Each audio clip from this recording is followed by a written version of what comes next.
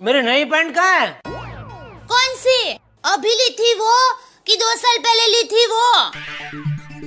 ये डोबी, 2 साल पहले ली हुई पैंट नई कैसे हो सकती है? क्यों? जब आपने ली थी तब आप ही बोलते थे नई पैंट नई पैंट।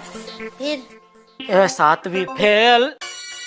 मुझे तो अभी तक समझ में ये नहीं आ रहा है 7वीं तक भी तू पहुंची कैसे? 7वीं क्या? मैं तो दूर दूर तक पढ़ना चाहती थी, लेकिन स्कूल वालों की 3 गलती की वजह से मैंने स्कूल छोड़ दी। स्कूल वालों की गलती? हाँ, उन्होंने 7वीं में मुझे 3 बार फेल जो किया। मैं तो डॉक्टर बनना चाहती थी।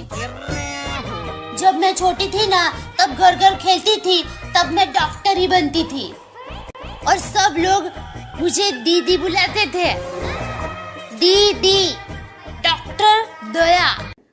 મારા વિડીયો સારા લાગે તો પ્લીઝ લાઇક શેર કોમેન્ટ જરૂર કરજો અને જે લોકો નવા છે મારી ચેનલ સાથે જોડાયા નથી તો પ્લીઝ મારી ચેનલને સબસ્ક્રાઇબ જરૂર કરજો જેથી તમને અવનવા વિડીયો મારા જોવા મળી શકે।